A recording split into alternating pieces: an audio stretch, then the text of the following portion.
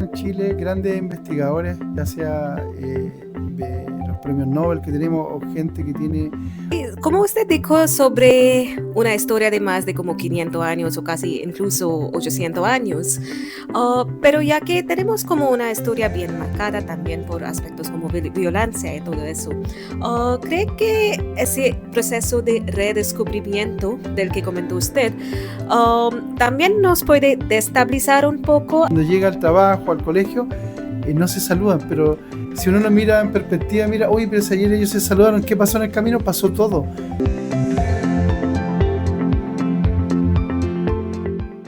Hola a todos, estoy con Juan Carlos Ariano Llévenes y es un investigador y un autor que ha publicado muchas obras sobre la historia olvidada de Chile.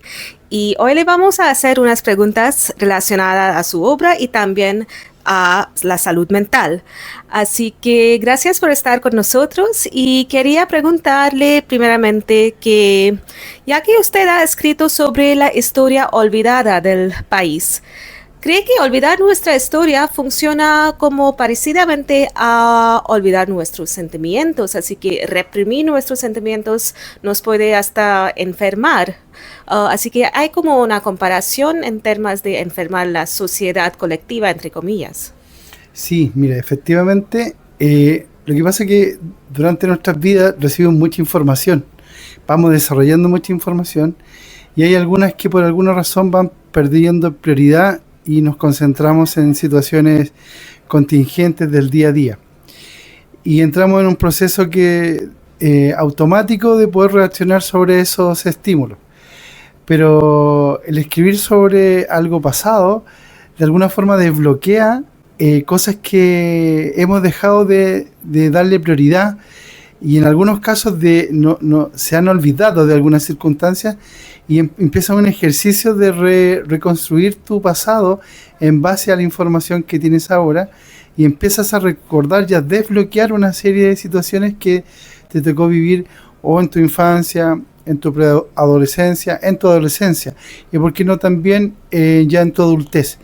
Así que sí, es un tremendo ejercicio el poder generar esa necesidad de revisitar el pasado, porque implícitamente está relacionado después con la lectura. Y ya está bien comprobado que llegando a la lectura hay estímulos también que se activan en nuestro cerebro y nos mantienen una mente mucho más activa, más clara por mucho más tiempo. Entonces es un ciclo y inevitablemente ya sea por videos, ocupando las redes sociales o por libros, estos tres entes se van entrelazando y se va generando un tema de memoria activa. Yo en lo personal, en lo que hacemos en redes sociales y en video, hay mucha gente adulto mayor que interactúa porque nos dice, se me había olvidado, y se le activó un proceso que en una instancia ya mayor, donde quizás sus prioridades de trabajo no lo son tanto, pero empezar a recordar. Y eso también se genera una comunidad porque se cuenta con el otro adulto mayor que le recuerda que si vio el video y se empieza a generar una comunidad y una activación nuevamente de la mente. Así que sí, está totalmente relacionado. Como hablaste usted sobre los adultos mayores, así que eso sí vincula con mi siguiente pregunta sobre cómo pasa esa información o también las emociones, no solamente de la información, pero del orgullo y también las emociones negativas como la vergüenza de generación a generación, porque dijo usted que es un ciclo también. Sí, mira, efectivamente también hay comparaciones. O sea, el adulto mayor al recordar este tipo de situaciones empieza a reconstruir cómo era su día o su vida antiguamente y empieza a hacer comparaciones con lo de hoy. Y en algunos casos sí, efectivamente, tiene la posibilidad de sus cercanos de contar, pero ahí también está la reacción del medio de decir, pero si ya no están así, no es así, y ahí es donde genera algún tipo de efecto positivo o negativo de lo que significa de cómo era su vida en cierto tiempo. Ahora, pero yo creo que eso es más positiva cuando se ve que ha habido una crisis importante a nivel mundial de las prioridades, de los valores, del orden, del respeto, cuando ven que sus adultos mayores tienen por formación eso y la gente efectivamente le da esa visión que algo nos está faltando, ahí el adulto mayor cumple un rol muy fundamental de la forma de que fue educada y cómo todavía esa educación sirve para poder generar estos vínculos con nuevas generaciones y que se atrevan a dar el paso de buscar esa unión y no una separación. Y además el adulto mayor siente una satisfacción, no se siente excluido y se siente, ¿cómo se llama en este caso? Considerado. Es más, hoy día hay un tremendo avance con respecto a lo que se llama la redigitalización o la educación digital al adulto mayor, que favorece justamente poder generar esos puentes, pero no es solo lo que ellos ponen para poder acercarse, sino también las otras personas como que están necesitando de su experiencia y ellos lo plasman a través de las redes sociales. Así que yo creo que en justa medida quiero entender que ha sido mucho más favorable que desfavorable. Por supuesto que también hay situaciones que ellos se tienen que ir acomodando. Por ejemplo, si uno saluda a una persona y durante el día no lo saluda, ya sea por WhatsApp o por una red social, ellos efectivamente sienten, no me llamó, no me contestó, y sienten, me olvidó. Bueno, así hoy día están expuestos la juventud actual y ellos lo sienten. Una vez ya interactuado más en las redes sociales y ver que en rigor no es tan grave desde su perspectiva que se le ignora, qué forma de comunicación, ya hay un proceso que se van adaptando.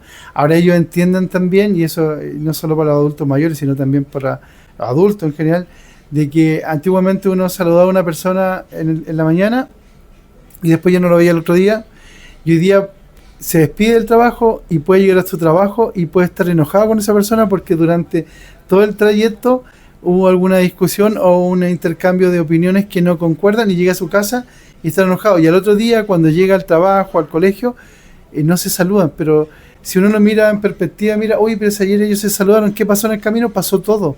Justamente por lo mediático que son hoy día las interconexiones y simultáneas. Uno puede estar hablando con 5 personas, puede estar feliz con las 5 personas y también puede estar en problema con 5 personas. Y eso el adulto mayor es parte de la segunda etapa de lo que podemos decir la alfabetización digital, que es saberlo, pero después qué acciones y sensaciones se van dando con este tipo de comunicaciones. Pero si el adulto mayor está integrado, busca, es bien selectivo lo que quiere buscar, más el algoritmo, y trata de recordar buenos momentos de su vida. Y en algunos casos también. En lo particular, los ejercicios que tengo yo en las redes sociales donde interactúan adultos, niños y también adultos mayores, es que prácticamente el 99,9% busca algo que lo hizo feliz en algún momento de su vida, o busca una persona que le generó una sonrisa o un buen recuerdo y una buena experiencia. Qué interesante que comentó usted sobre la conexión, y no solamente para los adultos mayores, pero también para los jóvenes. Y porque mi siguiente pregunta sería sobre la conexión y cómo se sienten como las comunidades, especialmente las comunidades olvidadas, cómo afecta esa exclusión, cómo le afecta el autoestima y todo eso. Por supuesto que se van sintiendo marginados de una sociedad. Pero yo creo que aquí pasa por un tema de velocidades, de la inmediatez. Nosotros acá en Chile, grandes investigadores, ya sea de los premios Nobel que tenemos o gente que tiene un proceso artístico importante, ellos hicieron lo mismo, pero con otros tiempos, con otras velocidades, que fue hacer la investigación, ir a buscar a esos adultos mayores que tenían ese expertise sobre una situación oral o musical, y se volcaron a esos lugares a buscarlo, salir a buscarlo, recorriendo campos, lugares olvidados, a buscar el folclore, la prosa, la forma educativa para poder expresarlo en sus trabajos. Y así que hoy día, si uno mira a Violeta Parra, que es una referente chilena en el mundo, hizo un trabajo de investigación justamente ir a buscar esas antes que se perdieran, y por esas cosas de las circunstancias las personas por supuesto se fueron sintiendo incluidas.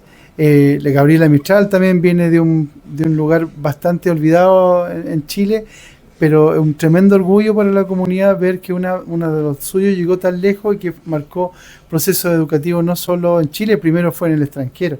Entonces es muy común el sentido de pertenencia cuando uno ve ese trabajo de investigación, pero va al pueblo donde estuvo, donde vivió Gabriela Mistral, o por todos los lugares donde anduvo la Violeta Parra, y hablar con un orgullo, un sentido de pertenencia, incluso se la pelean, se la discuten, de dónde hizo más, o dónde nació, o dónde desarrolló mejor su profesión. Así que claro, endémicamente el ser humano ha tratado de, en medida que va evolucionando o va cumpliendo sus años de madurez, es tratar de mantenerse vigente. Y es curioso porque una de las cosas que siempre se nos dice cuando pasamos a otra vida es que la mejor forma de mantener viva una persona es recordarlo. Entonces, eso mismo, no hay que esperar que la gente se muera para poder recordarlo, sino cada día, cada instancia, el mundo tiene que tener un espacio para no olvidar a nuestros adultos y adultos mayores. Así que sí, yo creo que hay un tema de media 10, pero la experiencia por lo menos dice que los grandes investigativos siempre fue ir a buscar a esa sapienza del adulto mayor que la tenían antes que pasara al olvido. Sí, eso sí, también me parece muy interesante la búsqueda. ¿Cree que el desarrollo urbano también nos ha ayudado con la búsqueda? Porque solemos criticar el desarrollo urbano para como crear como una desconexión, pero también cree que ha creado a la vez un tipo de conexión. Sí, totalmente. Es más, en eso, si es cierto, yo escribo libros, pero también soy parte de una comunidad que hace investigación histórica del Santiago y todas sus capas hacia atrás, sobre todo acá en la región metropolitana. Y claro, cada vez que hay un proyecto inmobiliario, siempre se llega a una capa de un periodo de tiempo, que no es tan lejano, 60, 70 años, donde hubo situaciones, donde hubo vida, donde entender a través de la arqueología, por ejemplo, hechos recientes hace 70 años, de cómo vivía la gente, cómo eran sus condiciones básicas, cómo el tema del manejo de agua, cómo eran los espacios donde vivía. Y nos encontramos con la sorpresa que hace solo 60 años, por ejemplo, que tiene que ver mucho con el tema de la salud mental, que las viviendas para los necesitados, la gente que tenía sus primeras viviendas, eran de 90 metros cuadrados. Y hoy día las soluciones que se le dan a ese mismo gente que de esfuerzo, que está trabajando, viviendas sociales, son de 30 metros cuadrados. Entonces hay una involución al respecto. Y por eso es muy distinto ese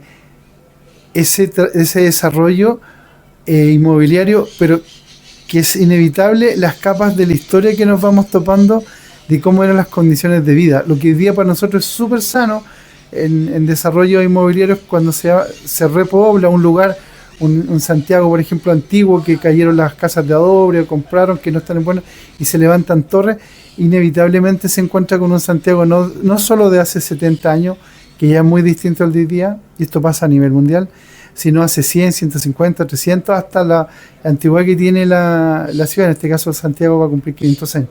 Entonces hay una serie de capas de que esa información de alguna forma antes queda como bien restringida para la opinión pública, pero hoy día somos muchos y mucha gente que está dándola a conocer y entregan ese material a través de redes sociales o videos donde la gente vuelve a redescubrir cómo vivían nuestros padres, cómo vivían nuestros abuelos, cuáles eran sus necesidades, cuáles eran sus carencias, y a redescubrir nuevamente Santiago. Y por esos proyectos que se dice es criticable, pero hay mucha gente, muchos proyectos inmobiliarios que están respetando, están dejando algún vestigio de cómo eran estas capas en medida de lo que el alcance arqueológico se requiere, sobre todo en lugares del centro de Santiago, que tiene el casco antiguo que se llama, que tiene una cantidad de historia importante. Entonces hay muchas inmobiliarias que están poniendo en valor eso, están dejando instancias de recuperación en las salas de estar, por ejemplo, para acceder a los departamentos, con el proceso de descubrimiento y a la vez investigativo de cómo se vivía hace 70, 100 años. Y eso yo invito a que la gente no tenga algún juicio de valor negativo sobre un desarrollo inmobiliario, al contrario. Siempre es bueno la oportunidad de discutir, de hablar y además utilizar de buena forma esas instancias de evaluación ambiental porque cada vez el empresario inmobiliario está tomando este bichito de agregarle valor a un lugar. Por más que sea nuevo, puede decir que ese lugar tiene 500 años de historia, o 300 también, por más que el departamento hoy día está dentro de de buen alojamiento, de buenas condiciones, pero ya están promoviendo que esa calle es con historia, ese lugar pasaron muchos hechos históricos y es parte del atributo incluso de venta. No es lo mismo construir dos torres iguales, pero si en la esquina vivió una persona ilustre que hizo mucho por el país, las inmobiliarias están sacándole ilustre a esto. Aquí vivió tal persona y tú puedes vivir en el mismo lugar donde se tomaron decisiones importantes para un país, o para la salud, o para el deporte, porque no también.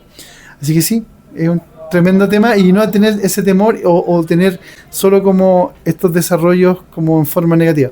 Créanme que hay proyectos inmobiliarios que están trabajando con otra mirada y se agradece.